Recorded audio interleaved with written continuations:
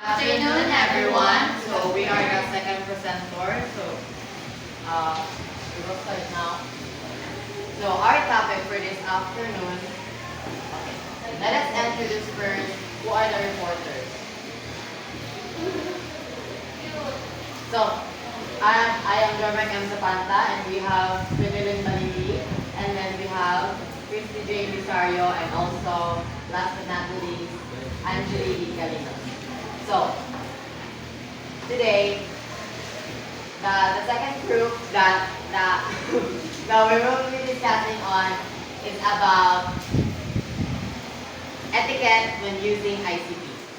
So, what are your thoughts when you heard etiquette when using ICT? Everyone in the group who wants to volunteer. Proper. Another one. Okay.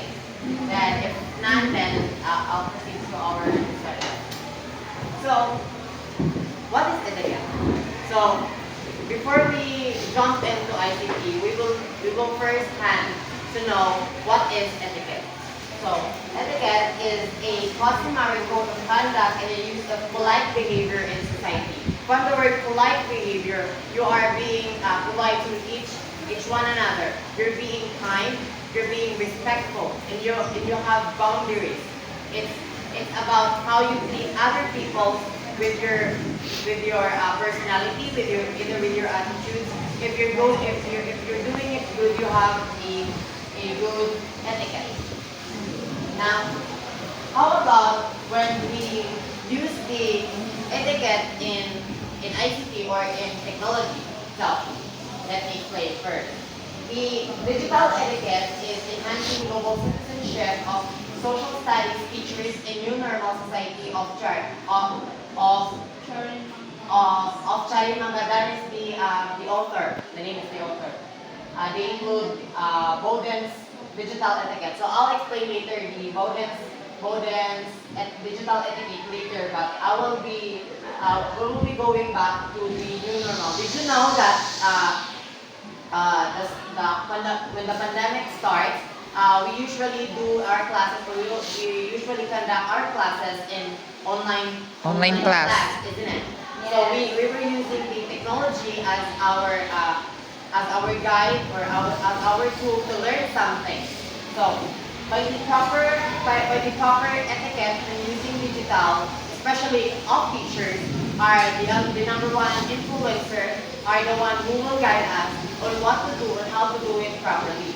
So, according to Chanin Manchang and Nansalong Kapwatian, they include Bowden's digital etiquette. So, what is the meaning of digital etiquette? So, let's dive into it. So, it actually the public awareness of use of information and communication technology with awareness of information security and privacy data. So basically, digital etiquette is a person who knows how to handle information well, knows how to communicate well without provoking any societal issues, like without breaking someone else's privacy. He knows what he's doing especially in digital space. So, the online space you should be perceived as a public space shared with other people in society with all the boundaries for you and shared good practice. So, who among you believe that social media or a cyberspace is also a society too? Raise your hand. Raise your hand. Do you believe that social media and social space or cyberspace is a community tool or a social space? What do you think? Yes or no? Yes. So therefore, if we have digital etiquette, we will be using digital in a way that is in a good manner.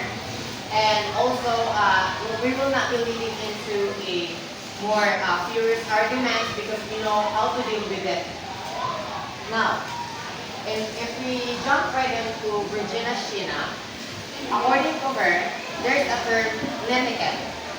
So what is netiquette, by the way? It is the network and etiquette combined together. It is called netiquette. So if we have network etiquette or netiquette, it is simply network etiquette, which is set of rules of how you behaving properly online. She published the book Netiquette, aims to help both newbies and experienced internet users understand the rules to avoid making common mistakes. So if you are a future teacher, then you use technology for your students. Why is it netiquette is important? Does everybody want to answer? Yes, Shala? Is there anything you want to hear? No, sir. Okay. So as a teacher, we use netiquette to use the technology in a good in a good way in teaching and also transferring information. And she proposed under her book the 4 rules of netiquette. So if wala niya i-public or ang purpose ani niya is maghatag siya og rules kung saan atong himuon as a user sa usa ka internet na if i-follow nato ni walay misunderstanding mahimo like safe space atong community of internet if that ay i-follow nato mga rules. So we have 10 rules. I want you guys to read the 5 rules. Rule number 1. Remember the human. Rule number 2. Adhere to the same standards of behavior online that you follow in real life. Rule number 3. Know where you are in cyberspace. Rule number 4. Respect other people's time and livelihood. Rule number 5. Make yourself look good online. And then we have Rule number 6. Share expert knowledge. Rule number 7. Help keep flame wars under control. Rule number 8. Respect other people's privacy. Rule number 9. Don't abuse your power. And rule number 10. Be forgiving of other people's mistakes. so thank you so much. So these rules will be explained by my co-reporters later on, but I will be discussing the rule number 1, so that you can I can elaborate as well. So the rule number 1, remember the human. Treat others online with the same respect you would do in person. So which basically means that you are interacting with the same person. You know, a person have emotions, have a values. They will hurt if you say something that isn't nice. So if you are talking a person in the internet, so talk like him, like he is a person, not a robot. So by simply doing this, we can acknowledge that many users deserve respect when in terms of communicating and transfer communication. Okay? So we will now jump into rule number 2, which will be discussed by Ate Valerie. The floor is yours.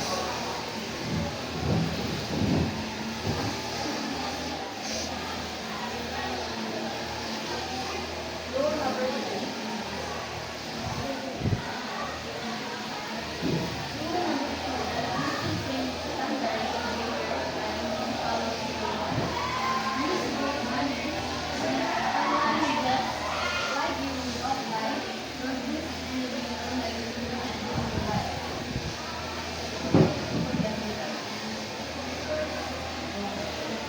Rule number 2. Ang area is use good manners online just like you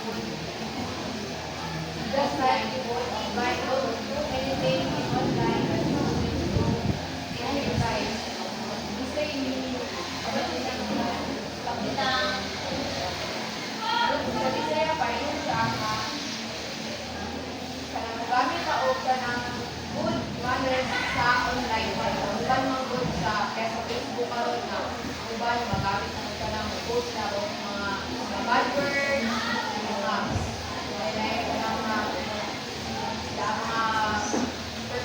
personal issues sa kinabuhi nila, yung mga kausaw, mga sa post o sa mga sa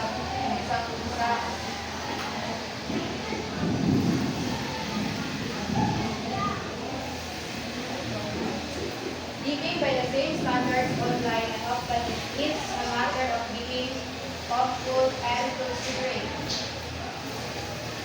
It's about recognizing the words with power even in a digital world.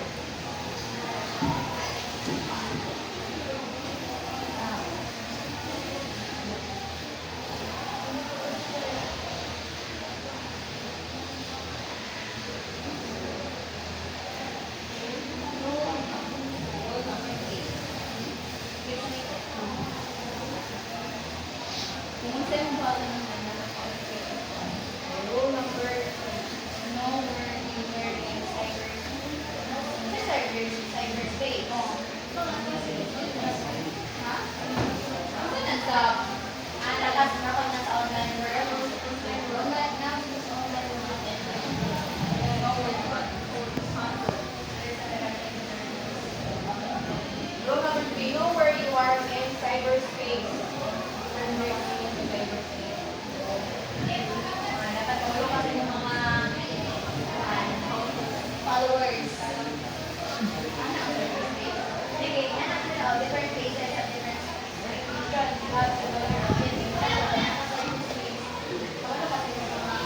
And definition is the knowledge and environment in which communication over computer networks occurs. Ang explanation niya is you cannot run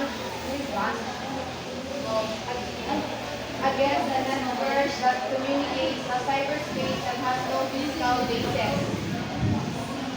Ang meaning sa cyberspace. Understand the context and the rules of the online community you're in. Different places have different expectations. You have to know your audience.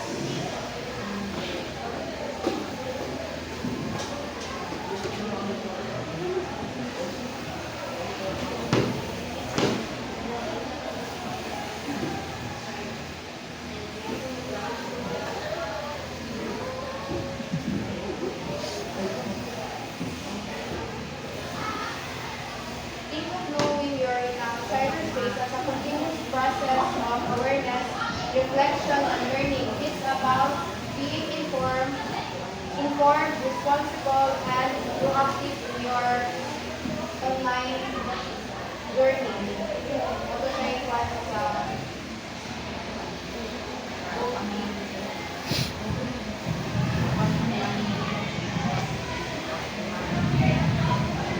Rule 4, respect others, people's time and bandwidth. Respect people's time, don't send unnecessary emails or posts, and don't repeat information. Keep your message.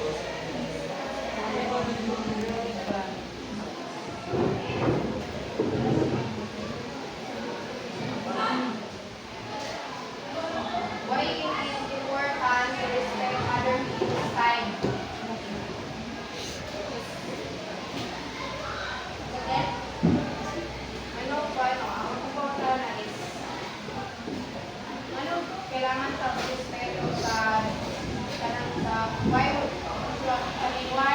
it's important to respect other people's time and value.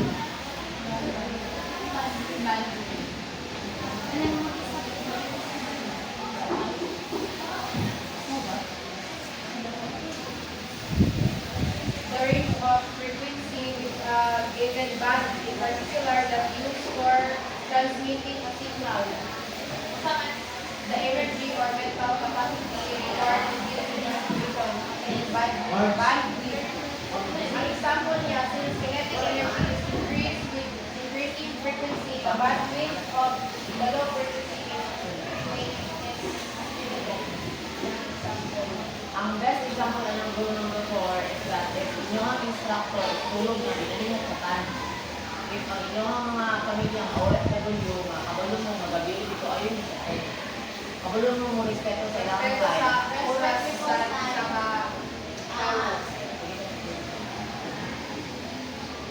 think of it as a matter of courtesy and consideration, of being mindful of how your actions impact others. You can create a more positive and productive experience for everyone. And number 5, let's proceed now to rule number 5. So, rate yourself, look good on that. So, especially when you say rate yourself, look good on that online, it is not all about appearance.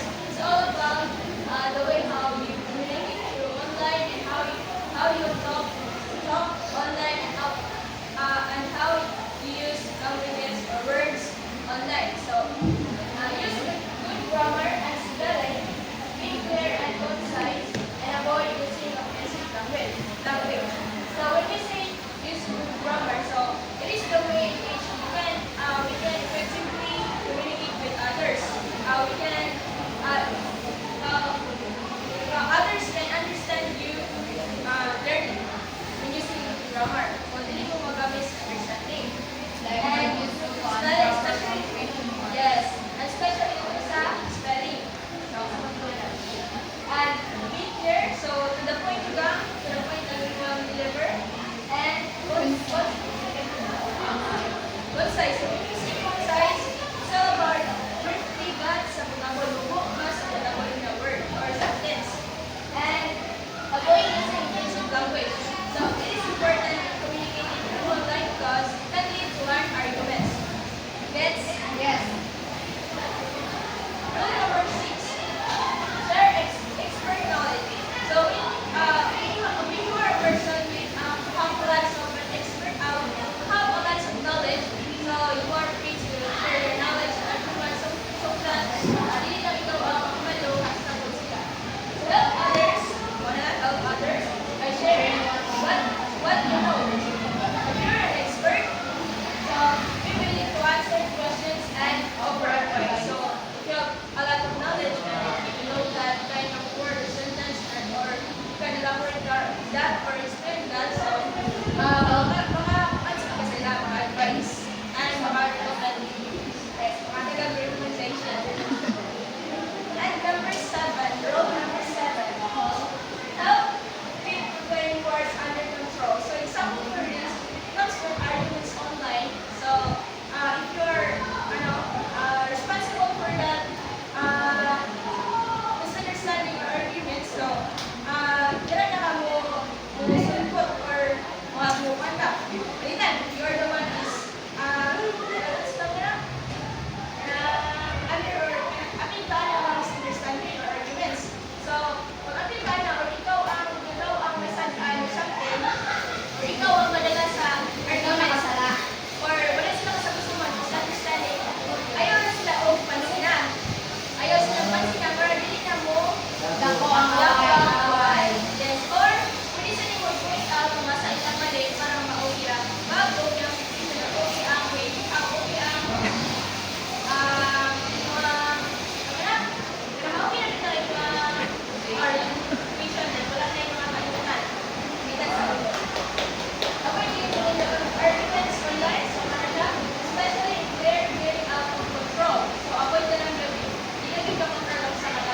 Sorry.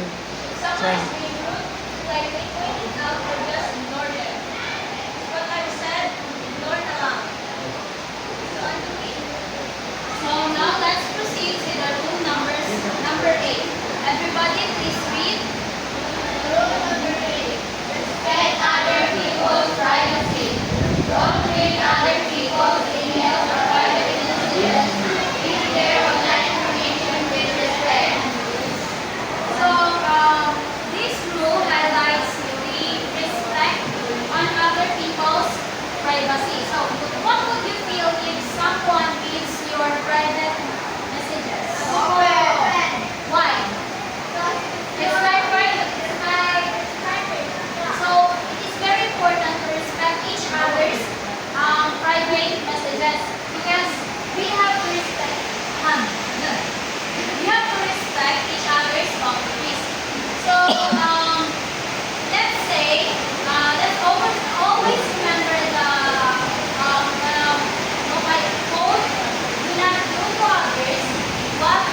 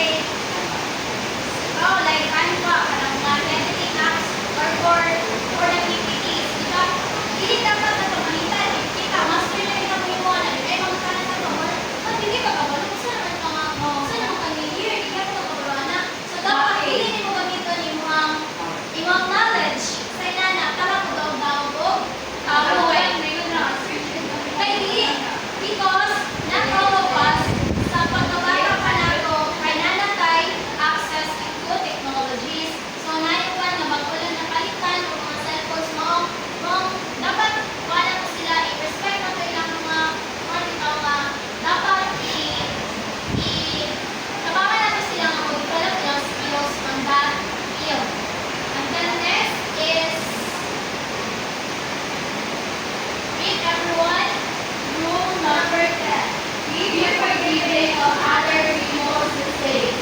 Everyone makes mistakes. If someone does something wrong online, try to be understanding and helpful. So this rule promotes empathy. So we should put ourselves on the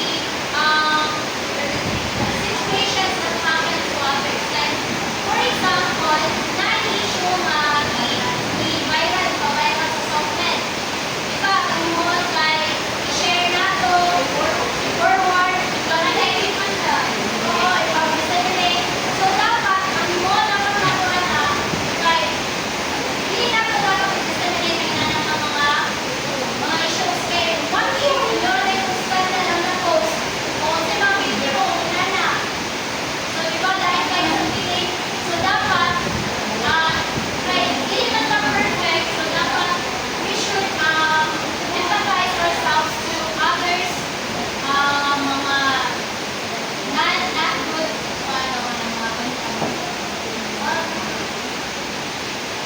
that's all guys. That all includes the moral of etiquette so that each individual learner know how to use internet properly.